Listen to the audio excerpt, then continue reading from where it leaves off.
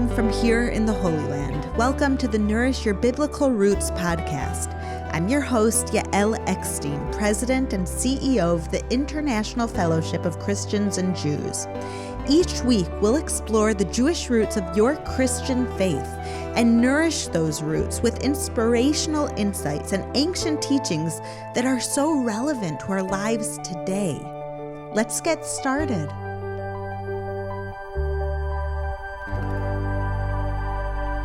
Today we'll be taking a closer look at the Jewish high holidays. If you've listened to my podcast in the previous years, you know that we start off the Jewish year usually in or around September or the beginning of October with a series of holidays in close succession known as the High Holy Days. The first holiday we start with this year and every year is Rosh Hashanah, which means the head of the year, and it's the Jewish New Year, followed by Yom Kippur, which means the Day of Atonement. One of the main rituals associated with the High Holy Days is the sounding of a ritual trumpet. We read in Numbers 29:1, "On the first day of the seventh month, hold a sacred assembly and do not do regular work. It's a day for you to sound the trumpets." In the original Hebrew, we see that the word trumpets is not just any trumpet, but a shofar, a curved horn made from a kosher animal, usually a ram's horn. One can use any kosher animal except a cow because of the sin of the golden calf, although the most traditional choice is a ram's horn. While this verse that we just read from Numbers refers to Rosh Hashanah, we also blow the trumpet shofar on Yom Kippur, and every morning in the month leading up to Rosh Hashanah, as a way of getting us ready emotionally and spiritually for the new year. On the podcast today, we will explore why we use a shofar to prepare ourselves for the new year and how its many sounds are a call to improve ourselves, a call to repent, and a turning to God of our hearts during these holy days. The sound of the shofar is so important that it was sounded at Mount Sinai. It was blasted as the children of Israel entered the land of Israel, and it set out to capture Jericho. It was used in the temple services, and it will be used to herald in the final judgment day. For me, the blasts of the shofar are the sounds of Rosh Hashanah and Yom Kippur. Just as those shofar blasts have been sounded thousands of years. Join me today as we learn the symbolism and messages of the shofar and how its sounds should be reverberating in our heart, in our soul, and in our daily lives. My favorite place to spend the month leading up to Rosh Hashanah, the Jewish New Year, is in a neighborhood in central Jerusalem called Nachlaot. The neighborhood is tightly packed with narrow stone streets and a synagogue every 20 yards or so. Every morning after morning prayer services, all of the synagogues blow the shofar to remind everyone in Jerusalem and in the world that God is our King, that we need fixing, and we must all wake up spiritually. The buildings are so close together, and there are so many synagogues that in some streets you can spread out your arms and almost touch two synagogues, one on each side of the street. Because every synagogue finishes their services a few minutes faster or slower than another, you can hear the shofar being blown in the morning every few minutes. The orchestra of long and short blasts echoing off the close stone walls and narrow alleyways is something that you can feel tangibly in the air. And I feel the cry of the shofar down to my soul when I walk through these streets of Jerusalem. The blasts reaching the deepest part of my being. This symphony of sounds is a prelude to the shofar blowing that will take place on Rosh Hashanah and Yom Kippur, and are made up of combinations of 3 different types of blasts. Each one has a specific purpose to help us prepare ourselves for the upcoming holidays. The blasts of the shofar is the language of our soul. Each type of these 3 brilliant blasts are different lengths and have a Hebrew name, which is meant to reflect its true purpose. These names give us our first clue as to what we should learn from that specific shofar blast. The first type is called tekiah, which means a strike in biblical Hebrew and is one long blow of the horn. This type of blow is often called the heralding blast, and it is used for royalty and during a coronation. For example, a tekiah, the long blast of the shofar, would be blown to herald the entrance of a king or queen into a court. This blast symbolizes our recognition of God as our one true king. The second type is shvarim. This word means broken. It is made up of three short blasts and literally sounds like crying. It represents our brokenness and how we must cry out to the Lord to help us fix ourselves. And the last and third blast type is called truah, and it is 9 short blasts blown in rapid succession. And this word means warning. It's meant to wake us up to what we have to accomplish. It's also called God's alarm clock for our soul. So, what is the deeper meaning of these 3 shofar blasts?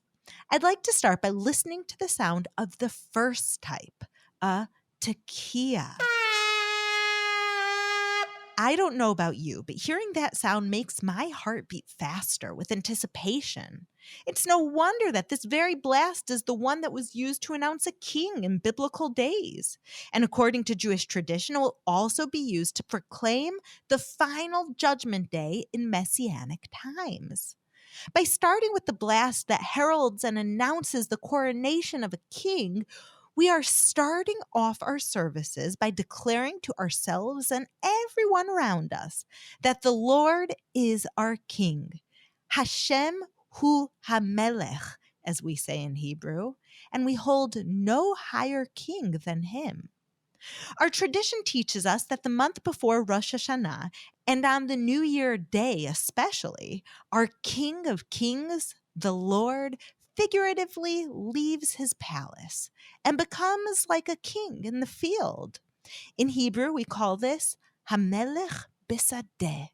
Hamelech means the king, and Bisadeh means in the field.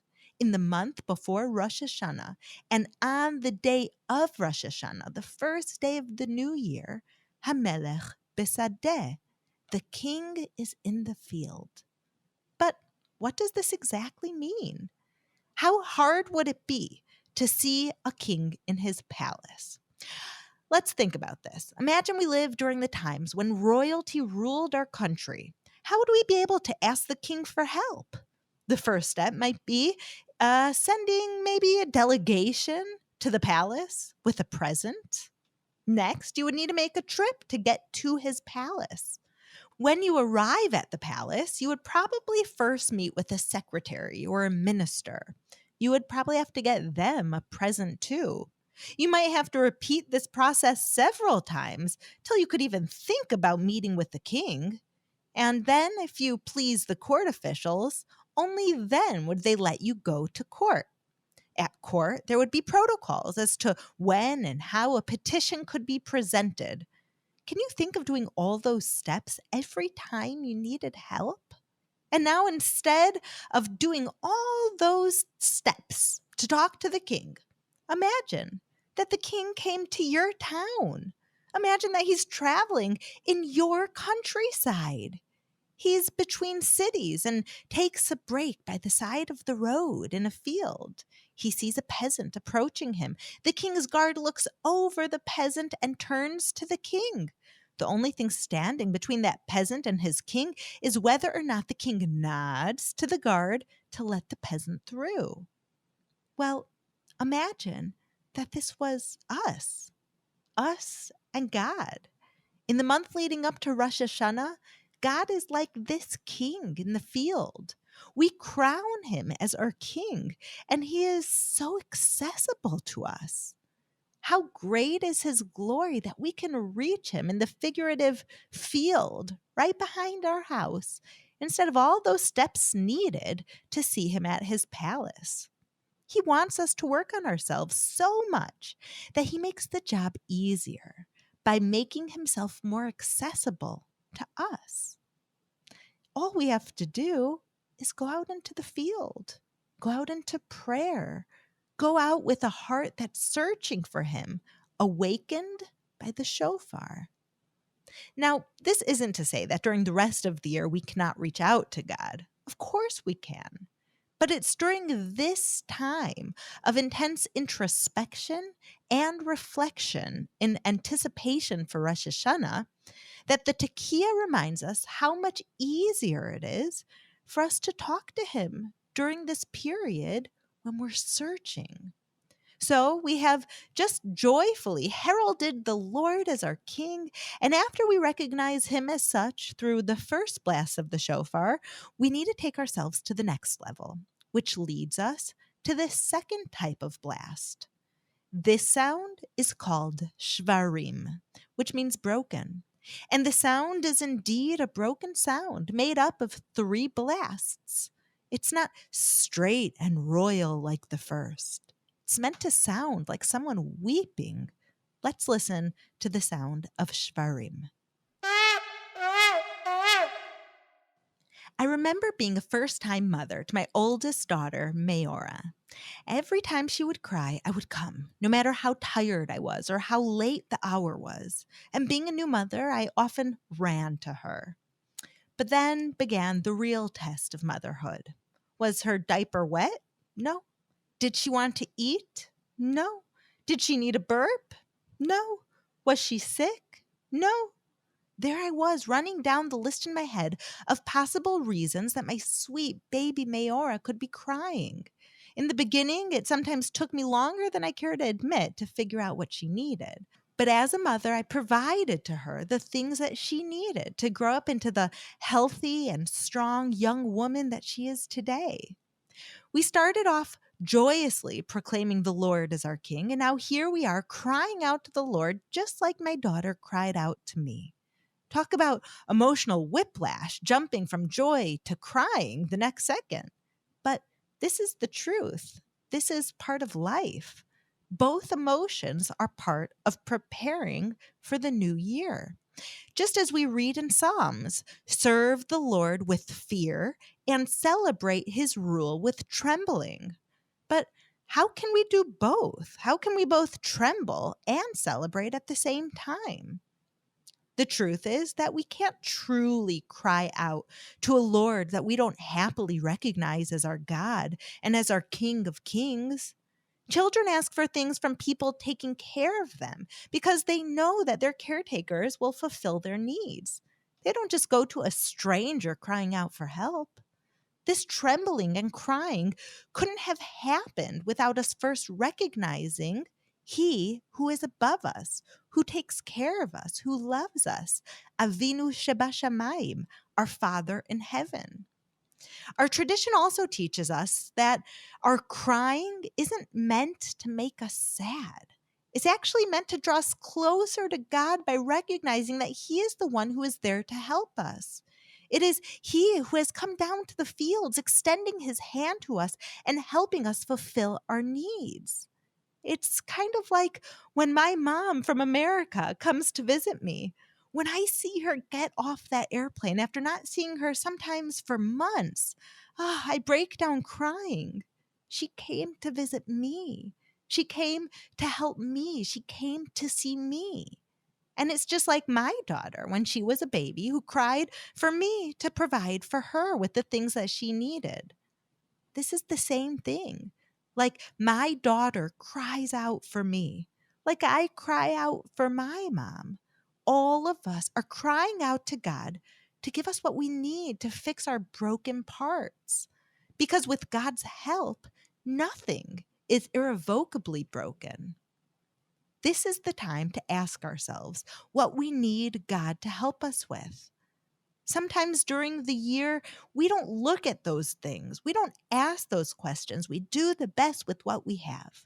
Now is the time for introspection, which means, yes, I'm doing the best with what I have, but what could I ask God for to help me do things better, to feel more complete, to feel more full? These questions require us to look at our actions of the past year. When I hear the cry of the shofar, I ask myself, did I do my part this past year? Have I helped as many people as I could have? How can I go forth in this coming year and do better in the world? Do better in my life? Do better for my family? Do better for everything that I care about? And then I turn my heart up to God and I ask Him for the help to do even more. I can only ask this of Him because I've recognized that He is above me and that I can't do it alone and that I need His help to fix parts of myself. Whether it's having more patience, having less anger, being kinder, talking nicely, calling family members, or reaching a hand out to the elderly that we try to close our eyes to. All of these are things that God can help us with. So, with the first two types of the shofar blast, we have number one, heralded God as our king. Number two, cried out for Him to help us. And now we're on to number three. Now we will take the last step in the lessons that the shofar is teaching us with the last type of blast, the rapid fire sound of the teruah. Let us listen to the teruah blast of the shofar before we dive into its meaning. The 9 forceful blasts of what is sometimes called God's alarm clock would certainly wake up even the most deeply asleep. And that's the exact point of this shofar blast, the teruah. We declared God as our king, then we asked for His help, and now we must wake up from the slumber that we've been in and make the most of the time and help that we are given. In the Song of Songs, we read, I slept, but my heart was awake. Listen, my beloved is knocking. Open to me, my sister, my darling, my dove, my flawless one. My head is drenched with dew, my hair with the dampness of the night. How beautiful is Shir Hashirim, the Song of Songs. This is a great description of how we need to be woken up by the shofar. In the morning, our alarm clock is going off, but our pillow is still so soft and our blanket so comfortable, it's natural to want to snuggle in and not get up. We might say to ourselves, just 15 more minutes. But no, every moment we have is precious. We can't waste even those 15 minutes. God has woken us up. He is here to help us, and we must overcome that desire to stay in bed, to stay in our ways, to stay in what's comfortable. Instead, we must face the day and our year with the determination to put into action the steps that we need to fulfill our purpose and to make ourselves the most perfect versions of ourselves. Every year, getting a little better, a little deeper, a little closer to God. We take it step by step. But if we're not taking that step to wake up, we're staying asleep. God is our beloved in the Song of Songs, and He is knocking on our door to wake us up. We must run to open that door. In Psalms 89:16, we read, Ashrei ha'am yed'eh tru'ah, which means, happy are the people that know the sound of the tru'ah. Happy are the people that know the sound of the tru'ah. Remember, tru'ah is the sound that we're talking about now, that alarm clock sound that the shofar makes. Not everyone is happy to be woken up, but surely we are happy to know our purpose and to be determined to work towards it. Those who let themselves hear the sound of God's alarm clock will awaken to a more God-centered life. It may be more demanding than sleeping through our days, but ultimately it leads to a more meaningful and richer life, which brings us and others joy through our service to God. I think about it like this. When I'm driving in my car, I have a decision. I can listen to a Bible class or I can listen to the radio. Which one is the choice that someone who's been woken up by the alarm clock, by the true which choice is the one that that person will make? The blasts of the shofar have reminded us for generations, exactly at this time now, around the high holidays, that God is our King. Hashem hu Hamelech. He will help us if we ask him for help. And now it is up to us to do what we can do with that help and use this year to awaken our hearts, to turn it to God, and to serve the Lord to achieve our purpose. In the Bible, when the Israelites are preparing themselves to receive the Torah from God in Exodus 19:16, we read these words.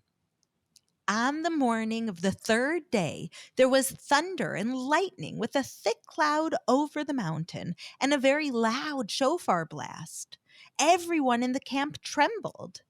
Then Moses led the people out of the camp to meet with God, and they stood at the foot of the mountain. Mount Sinai was covered with smoke because the Lord descended on it with fire. The smoke billowed up from it like smoke from a furnace, and the whole mountain trembled violently. As the sound of the shofar grew louder and louder, Moses spoke, and the voice of God answered him. Our relationship with God is the most important relationship in our lives. In this verse, we see a compacted example of the key lessons we need to learn from the shofar in maintaining, repairing, and flourishing from this relationship. The Israelites were waiting for God because they recognized him as their King of Kings. They trembled and were led out to him just as if they were crying out and going to him for help. And the shofar blast grew louder and louder, making sure that they were fully awake to the meaning of what was about to happen, a revelation. They were about to receive the Bible, change history. They were about to know their true purpose and how to attain it right there on Mount Sinai. This week, let us consider the lessons of the shofar and how we might apply those lessons to our own lives. Take time to reflect on where you are right now. What do you need God's help with? Remember that the shofar reminds us that he is accessible for us to ask him for help. He is there listening to us, waiting for us to call out. So, cry out to him and ask God for that help, even in little ways every single day. A small thing like asking his help to be kinder to someone, to judge another more favorably, to turn the other cheek. All these little steps of asking God to help builds not only yourself, but your relationship with him. Wake up to the good in your life. The shofar reminds us that all we have is a gift from our King. Take some time to jot down all of your blessings, a gratitude journal for which you are grateful, and ask yourselves, what do you need to improve upon for the upcoming year? Because remember, it's only after you ask yourself that you could go to God asking for the strength and wisdom. And you know what?